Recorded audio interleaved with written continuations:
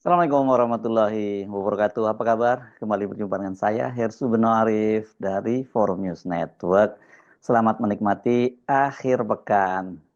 Setelah jadi polemik dan ada tendensi upaya mengaburkan fakta, siapa sesungguhnya yang membangun dan jadi pemilik pagar laut di pantai utara Banten, Presiden Prabowo Subianto memerintahkan Kepala Staf TNI Angkatan Laut Laksamana TNI Muhammad Ali untuk mencabut dan membongkarnya. Peristiwa yang disambut secara sukacita tidak hanya oleh para nelayan dan warga sepanjang pantai utara Banten, tapi juga oleh sebagian besar rakyat Indonesia yang masih berakal sehat itu sekaligus menandai komitmen Presiden Prabowo yang kuat berpihak kepada rakyat, juga sekaligus jadi pertanda yang malas ini lebih kuat lagi ya, bagaimana sesungguhnya relasi antara Presiden Prabowo dengan pendahulunya sekaligus figur yang sebelumnya disebut dia sebagai guru politiknya. Dan tentu saja kalau kita ngomongin Jokowi itu ya satu tarikan nafas dengan oligarki, karena selama ini kan mereka menjadi sekutu yang kuat dan menjadi kunci sama pemerintahan Jokowi dua periode.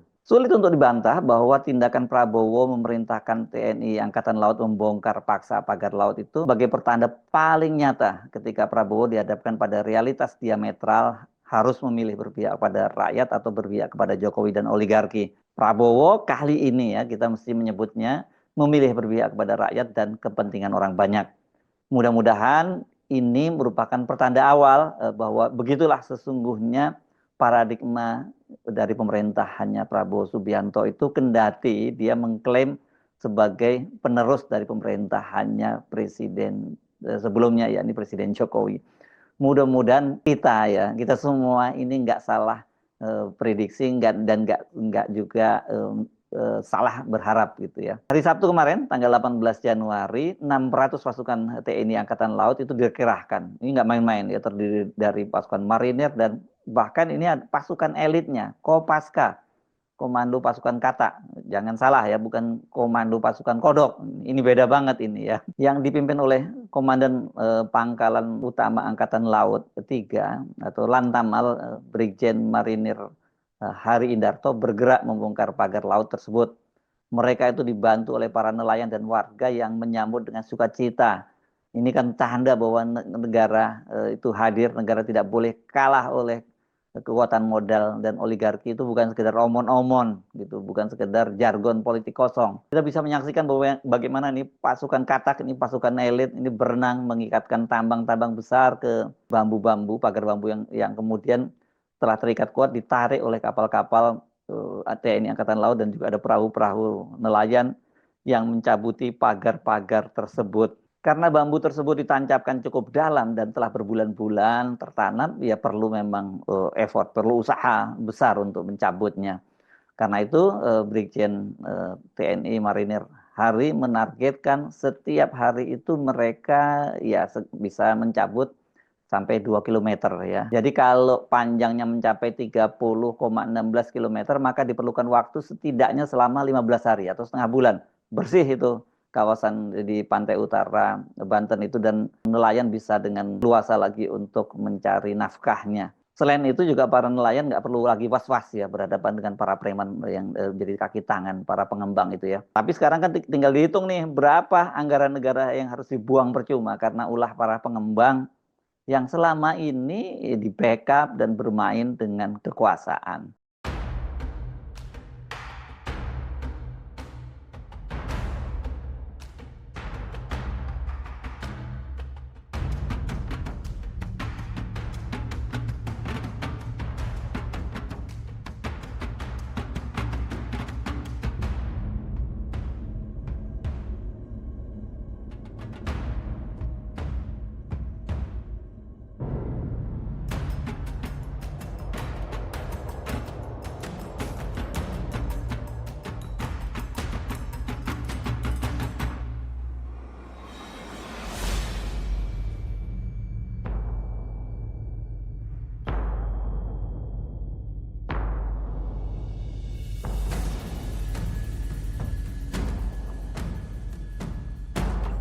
Anda, saya yakin seperti saya juga bertanya-tanya, mengapa sih untuk urusan semacam ini harus presiden yang turun tangan tuh? Ini kemana saja negara selama ini? Jelas yang harus kita tuding dulu adalah pemerintah daerah Provinsi Banten dan Kabupaten Tangerang serta Serang ini ya, karena dua kabupaten ini yang terkena dampak yang paling harus mempertanggungjawabkan ini adalah Kabupaten Tangerang dong ya. Kemudian aparat penegak hukum, di situ ada Polairut, ada TNI AL juga yang sampai kemudian level pejabat dan kementerian terkait. Belum lagi kalau kita ngomongin yang paling di depan lagi tentu saja para lurah, RT, dan RW. Ada pagar dibangun sepanjang 30 km lebih, sudah setahun yang lalu. Ada lahan sawah, tambak milik warga di sepanjang pantai yang digusur dengan ganti rugi seenaknya itu, dan kalau nggak mau diganti rugi ya aliran sungainya dimatikan, diuruk itu, mereka diam saja. Bahkan ketika muncul ribut-ribut yang awalnya dipicu oleh perlawanan seorang pemberani seperti Said Didu, mereka itu malah bukannya membantu atau diam saja gitu, tapi mereka malah mencoba mengkriminalisasi Said Didu. Ini dipastikan yang melakukan kriminalisasi adalah pengembang, tapi melalui tangan-tangan abdesi. Ini aparat pemerintah, Asosiasi Pemerintahan Desa Seluruh Indonesia. Konyol banget kan ya. Nah, para aparat pemerintahan di bawah presiden, bahkan itu saya menyebutnya, jadi karena sampai level kementerian itu, bahkan masih mencoba bermain sandiwara, saling lempar tanggung jawab gitu ya. Terpaksa kemudian Presiden Prabowo itu memerintahkan penyegelan dan pencabutan. Karena tampak sudah ada upaya untuk tetap melindungi dan mengulur-ulur waktunya. Mari kita lihat secara kronologis ya peristiwanya, sehingga kita dapat gambaran sesungguhnya. Dari sini kita tahu apa sesungguhnya yang terjadi. Tanggal 9 Januari ini setelah ribut-ribut karena tadi itu, Kementerian Kelautan dan Perikanan itu kemudian turun ke lapangan, menyegel pagar laut itu. Ini menurut pengakuan Pak Dirjen yang pada waktu itu pakai pakaian kayak militer juga, sampai saya pikir siapa ini bintang 3 yang turun ke lapangan langsung ini ya. Itu dia menyatakan bahwa dia diperintah oleh Menteri Kelautan setelah Menteri Kelautan diperintah oleh Presiden Prabowo. Namanya siapa ya pada waktu itu? Nupung Nugroho ya kalau nggak salah, Dirjen di Kelautan itu ya. Namun setelah penyegelan itu mereka masih terkesan mengulur waktu ya dengan memberi tenggat sampai 20 hari katanya sambil mencari siapa pemiliknya. Baru setelah 20 hari tidak ada yang bertanggung jawab, itu akan dibongkar begitu ya. Tanggal 15 Januari, Presiden melalui Ketua MPR yang juga Sekjen Partai Gerindra, Ahmad Muzani, menyatakan perintah Presiden sangat tegas. Cabut dan usut siapa pemiliknya. Ini tanggal 15 Januari ya. Tapi kemudian sampai beberapa hari kemudian tidak ada, gelagatnya tidak ada tanda-tanda akan dicabut. Nah, ini pasti Presiden selain mendapat laporan-laporan data intelijen dan sebagainya, kemudian menangkap ada gelagat perintahnya nggak segera dilaksanakan. Presiden langsung memerintahkan Kepala Staf TNI Angkatan Laut untuk melakukan bongkar paksa. Bagaimana mungkin seorang presiden itu harus memerintah berkali-kali ya? Setidaknya yang sampai kepada publik ya 3 kali ya, itu baru dilaksanakan. Karena itu Said Didu langsung menyampaikan apresiasi ketika akhirnya pasukan TNI AL yang bertindak di lapangan melakukan pencabutan. Hari ini Angkatan Laut sudah datang sebagai wakil negara melakukan penegakan hukum. Kita ikuti dari kemarin, sempat kita goyang karena Presiden Prabowo sudah memerintahkan lewat Ketua MPR Pak Muzani menyatakan agar pagar dibongkar dan diusut. Itu perintah lewat Pak Muzani. Tapi kemarin polisi menyatakan tidak ada bukti hukum pidana. Menteri Kelautan dan Perikanan menyatakan kita hanya bisa bongkar kalau tidak ada izinnya. Nah, monyet bunting saja tahu bahwa tidak mungkin ada izin memagar laut. Dan Menteri Kelautan kan bukan monyet bunting. Oke, nah Menteri ATR dan Menteri Koordinator Infrastruktur menyatakan bingung. Wakil Ketua DPR Dasko, yang wakil Ketua Umum Gerindra menyatakan bingung siapa mau dipanggil. Artinya saya menduga bahwa di dalam orang-orang sekitar Prabowo masih banyak yang sangat loyal kepada Jokowi dan oligarki. Betul. Nah, ini bahaya besar bagi Prabowo. Nah, alhamdulillah Prabowo memerintah langsung kepada TNI agar turun. Artinya Prabowo baru punya satu tangan sekarang, yaitu TNI. Nah, saya berharap seluruh Indonesia TNI turunlah memihak ke rakyat dan menjalankan perintah Prabowo. Oke, kita rakyat Banten hari ini memproklamirkan kembali Pantai Utara Jakarta datang memproklamirkan kemerdekaan kembali Pantai Utara yang sekian tahun tidak ada lagi negara di sini. Isinya adalah preman sekarang, angkatan laut datang. Ingat, 98 yang turun menyelesaikan Jakarta adalah angkatan. Terima kasih. Secara lugas Said Didu tadi menyebut nama Jokowi di balik semua kekacauan itu. Nah, apa dasarnya ini? Sebelumnya bahkan Said Didu itu juga telah menyampaikan dalam sebuah forum, dan Said Didu itu kemudian menjelaskan anatominya, dan dia secara tegas menunjuk bahwa semua itu adalah kerjaannya Jokowi dan oligarki. Jadi dia biang persoalannya adalah dua oknum ini. Kita menyebutnya. 2 minggu lagi Pak Prabowo memasuk 100 hari. Dilantik 20 Oktober, jadi tinggal 2 minggu lagi masuk 10. Rakyat bertanya, apakah 100 hari betul Pak Prabowo itu bersama rakyat atau bersama oligarki dan Solo? Itu titik persimpangan jalan yang Pak Prabowo harus pilih. Nah, rakyat masih sangat berharap bahwa Pak Prabowo kembali ke aslinya dan bisa lepas dari cengkraman oligarki dan dinasti Solo. Itu harapan rakyat. Kami masih berharap. Publik lihat, paham bagaimana dinamika penertiban pagar laut itu menunjukkan bahwa oligarki sangat kuat. Tanggal 8 Januari itu dengan gagah berani Menteri tanda kutip, Menteri KKP menyatakan ini terjadi pelanggaran.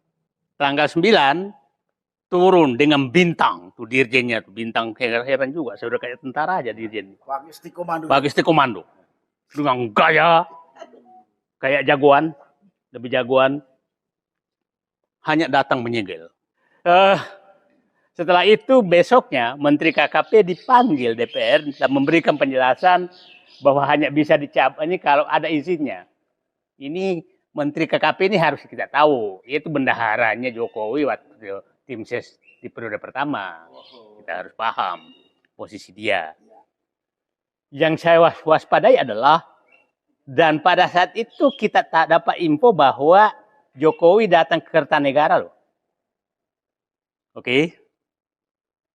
Ya, saya was-wasnya adalah yang terjadi, Jokowi diminta oleh oligarki agar datang ke Kertanegara untuk menekan Prabowo agar menyelamatkan PIK 2. Kenapa? Karena besoknya Menteri KKP langsung menyatakan hanya bisa dibongkar kalau isinya nggak ada. Ini kan tidak mungkin ada isi memagar laut. Monyet bunting pun ditanya pasti paham bahwa itu nggak mungkin ada izin laut. Kok bodoh banget sih kita ini, dibodoh-bodohin sama mereka. Artinya, saya menduga ada tekanan sangat keras untuk menyelamatkan ini. Menyelamatkan pagar laut ini. Nah, pagar laut adalah puncak gunung es kebiadaban dan perampokan aset negara yang dilakukan PIK 2. Itu puncak gunung es. Kenapa? Saya udah lama dapat informasi bahwa oknum kepala desa di sana itu menerbitkan kepemilikan kepada pantai dan laut. Dengan modus itu, maka seakan-akan pengembang membeli dari yang punya girik. Yang punya girik. Nah, kalau kita lihat sekarang, itu jelas-jelas mau direklamasi loh, bukan sama sekali untuk menghalangi orang. Dan kelihatannya di pagar itu disesuaikan dengan luas girik pemilik. Peta-peta girik itu. Nah, jadi ini negara ini, jadi peta girik itu peta girik semua. Nah, jadi ini sebenarnya bukan masalah pembongkaran pagar, tapi adalah ada orang yang sudah menjual beli laut, pantai dan laut. Dan itu terjadi di Bekasi juga. Dugaan saya Bekasi juga terjadi. Saya pikir di kampung saya Makassar juga kayaknya terjadi juga. Nah, di Surabaya kemarin juga begitu. Jadi sekarang oligarki ini setelah merampok tambang, merampok hutan, merampok kebun, sekarang merampok laut. Ini udah keterlaluan. Keterlaluan menurut saya kalau kita diamkan. Jadi saya berharap Pak Prabowo betul-betul menyelamatkan negeri ini karena sini menurut saya sudah sangat-sangat keterlaluan. Sangat-sangat keterlaluan dan kita betul-betul 3 hari ini dibodohi oleh mereka dengan berbagai pernyataan-pernyataan yang konyol, sangat-sangat konyol gitu. Untung untung ada Khalid yang menghadapi Pak. Nah, tapi kita harus waspada betul bahwa jangan sampai ada pembelokan. Pembelokan, istilah saya kemarin itu adalah Menteri Jokowi di dalam kabinet Prabowo. Kan udah berkali-kali saya katakan, di kabinet Prabowo itu ada dua jalur menteri yang paling berbahaya buat Prabowo. Jalur yang lewat menteri yang lewat jalur oligarki dan menteri yang lewat jalur dinasti Jokowi. Kita harus berhati-hati betul menghadapi langkah-langkah mereka. Jadi sekarang betul-betul ikan busuknya sudah kelihatan. Saya hanya menyatakan semua pihak jangan mencoba melawan arus yang sangat kencang ini. Kepada seluruh masyarakat Banten, pikirkanlah. Jangan tiap hari terima seakan-akan bansos, tapi Anda menjual harkat dan martabat diri Anda semua. Ya kalau mereka menyumbang dari hasil merampok rakyat, kalian tega menerima sumbangan dari merampok rakyat? Tega nggak menerima itu? Ini adalah persekongkolan sangat jahat. Sehingga saya katakan, ini kepala desa yang menerbitkan girik, itu harus ditangkap. Hukum mati. BPN yang menerbitkan surat hak kepemilikan, mau sertifikat apa namanya, hak pemilikan terhadap itu, maka dia harus ditangkap. Nah, itu menurut saya harus dilakukan karena sudah menjual beli laut. Itu yang nggak boleh sama sekali. Nah, ini adalah kasus yang sangat besar yang menjadi uji nyali kepada Prabowo di seharus 100 hari kerja beliau. Apakah akan memihak ke rakyat atau memihak kepada oligarki dan dinasti Jokowi. Saya masih berharap Prabowo memihak ke rakyat dan kembali ke dirinya sendiri. Ini luar biasa sekali ya cengkeramannya Jokowi dan oligarki itu sampai ke level daerah, sampai bisa dikapling-kapling itu lautnya ya. Mereka ini rupanya tidak puas, para pengembang ini hanya bisa mengkapling daratan, tapi sekarang lautan pun juga dikapling. Nah, dengan anatomi seperti yang dipaparkan oleh Said Didu, menjadi pertanyaan kita, bagaimana sekarang ini ya, selanjutnya relasi antara Pak Prabowo, Jokowi, dan oligarki. Saya tadi menyebut Pak Prabowo, dan itu dikatakan oleh Pak Prabowo sendiri bahwa Jokowi itu adalah guru politiknya atau guru dia dalam pemerintahan begitu. Ini kelihatan sekali. Ini saya kira bukan yang pertama ini langkah Pak Prabowo itu kemudian mengambil kebijakan yang berbeda sekali dengan guru politiknya itu. Yang ini yang saya kira mungkin terang benderang di depan mata publik begitu ya. Dengan langkah Prabowo ini, maka sesungguhnya dia makin menarik garis secara diametral dengan Jokowi dan oligarki. Keputusan Pak Prabowo itu bukan tanpa risiko ya. Ini kan sudah menjadi pemahaman kita bersama ya, cengkeraman Jokowi itu dan juga oligarki itu di pemerintahnya Prabowo ini sangat kuat ya, di kabinet, di pejabat-pejabat itu banyak sekali ya yang masuk di sana. Itu menteri-menteri lamanya Jokowi itu masih sangat banyak. Sekarang petinggi militer, Polri, Kejaksaan Agung juga masih mereka-mereka yang menjabat di eranya Jokowi. Dan kalau mau yang lebih kita zoom lagi itu PSI, partai partai yang sekarang dipimpin oleh anaknya Jokowi, padahal tidak lolos parlemen, itu banyak sekali yang masuk di dalam pemerintahan, mulai dari menteri, kemudian wakil menteri ada nggak ya, sampai kemudian banyak ini di KSP dan sebagainya. Ini pokoknya banyak sekali, belum lagi yang masuk di komisaris-komisaris itu ya. Sementara oligarki selama 2 kali pemerintahnya Jokowi, 2 periode pemerintahannya Jokowi itu betul-betul pesta pora. Mereka itu meminta apa saja itu dituruti oleh Jokowi. Salah satunya yang sangat monumental dalam tanda petik itu adalah Undang-Undang Omnibus Law itu ya, yang membuat oligarki sangat leluasa. Juga kemudian Undang-Undang Minerba itu juga. Dan saya kira yang kalau dalam kasus ini, kasus di Pantai Utara Banten itu, ya mau tidak mau kita mesti menyebut soal pemberian status proyek strategis nasional kepada Pantai Indah Kapuk di eranya Jokowi. Ini kan sebenarnya awal mula persoalan itu, ya, the mother of evil-nya itu ya. Tapi saya kira buat Pak Prabowo, selama didukung oleh rakyat itu nggak perlu khawatir kok. Ini kita tahu kekuatan Jokowi, kita tahu oligarki itu luar biasa sekali ya. Dan kita ingat bagaimana taipan besar seperti Muhtar Riyadi, kemudian bersama anak dan cucunya James Riyadi dan John Riyadi itu langsung turun menemui Jokowi di Solo tidak lama setelah ribut-ribut soal aguan yang dianggap dia sudah mulai memberi sinyal meninggalkan Jokowi. Saya kira selama rakyat masih bersama dengan Pak Prabowo dan akan bersama Pak Prabowo kalau kebijakan-kebijakan Pak Prabowo itu menunjukkan sikap yang tegas ketika dihadapkan harus memilih berpihak kepada rakyat atau berpihak pada Jokowi dan oligarki. Dan ketika Pak Prabowo menyampaikan secara loud and clear, secara keras dan jelas berpihak kepada rakyat, pasti rakyat tidak akan meninggalkan Pak Prabowo. Semoga saja itu langkah yang dipilih oleh Pak Prabowo. Saya Hersu Narif dari Forum News Network. Sampai jumpa lagi. Wassalamualaikum warahmatullahi wabarakatuh.